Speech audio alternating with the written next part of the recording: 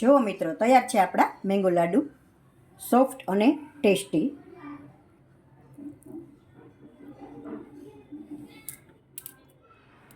Hello મિત્રો, જય શ્રી કૃષ્ણ. સ્વાગત છે તમારા બધાનું આપણા કિચનમાં. આજે આપણે બનાવશું મેંગો લાડુ. તો એના માટે મેં કેસર કેરી 2 પાકેલી લીધેલી છે, પછી ટોપરાનું ખમણ સૂકેલું લીધેલું છે, ખડી સાકર લીધેલી છે, એલચી પાવડર લીધેલો છે, એક નાના કપ જેટલું દૂધ લીધેલું છે ગરમ, અને 4 ચમચી જેટલું મેં મિલ્ક પાવડર લીધેલો છે. તો સૌથી પહેલાં આપણે આ ટોપરાનું ખમણ છે એ આપણે દૂધમાં એડ કરી દઈશું.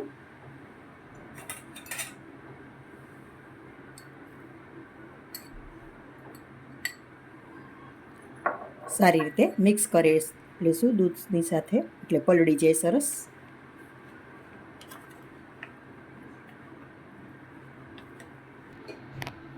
હજી થોડું આપણે દૂધ ગરમ એડ કરી દઈશું.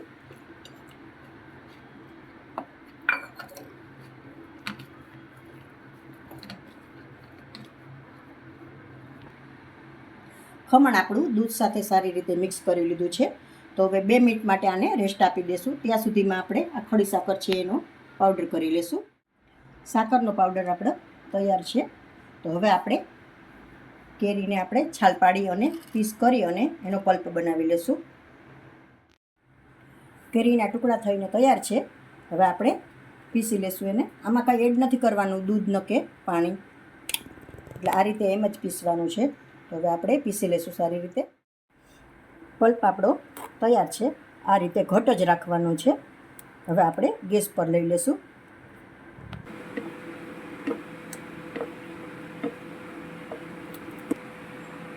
હવે આપણે આમાં આ ખમણ આપણે દૂધમાં પલાળેલું હતું બધું આમાં એડ કરી દઈશું.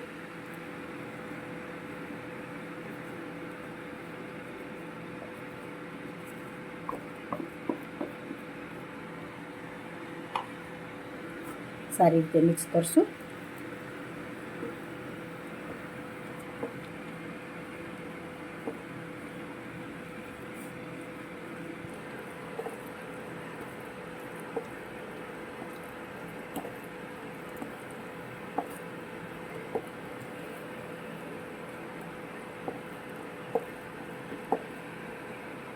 હવે આપણે આ ખડી સાકર છે એ આપણે પાવડર એડ કરી દઈશું આમાં. કેરી આપણી મીઠી છે એટલે આપણે થોડો એવો જ એડ કરશું. 4 ચમચી જેટલો મેં મિલ્ક પાવડર લીધેલો છે એ પણ એડ કરું છું. સારી રીતે બધું મિક્સ કરી લઈશું.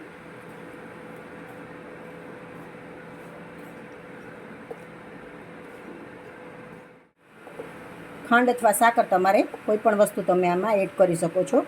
તમારા ટેસ્ટ પ્રમાણે ઓછા વધુ કરી શકો છો.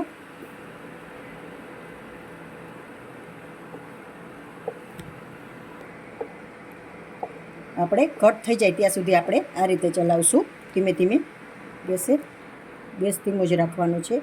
લાડુ વળે ત્યાં એવું આપણે ઘટ રાખવાનું છે.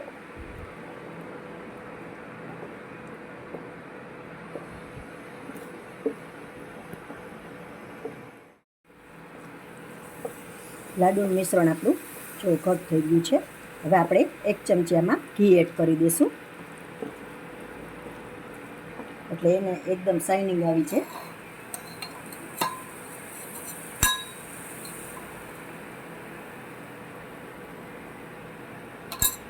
સારી રીતે મિક્સ કરી દઈશું.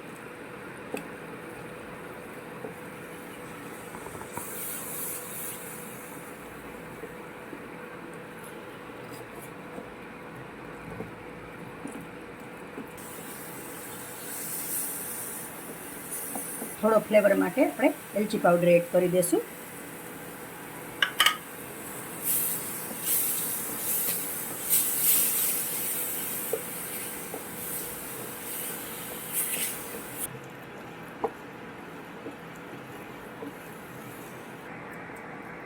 લાડુનું મિક્સર આપણું તૈયાર છે. જો કડાઈની સપાટી પણ છોડવા માંડ્યું છે. હવે આપણે આને પ્લેટમાં લઈ લઈશું ને 2 મિનિટ માટે આપણે ઠરવા દઈશું.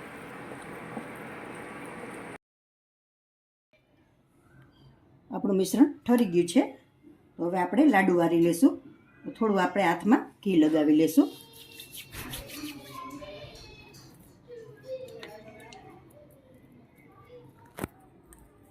લાડુ વારી લેશું સારી રીતે.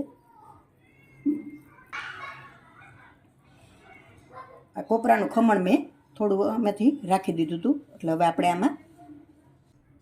સારી રીતે કોટ કરી લેશું લાડુને ખમણમાં.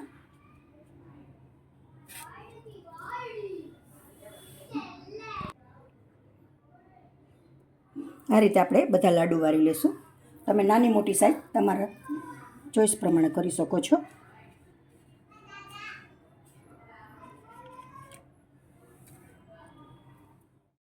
તો જુઓ મિત્રો, તૈયાર છે આપણા મેંગો લાડુ, સોફ્ટ અને ટેસ્ટી.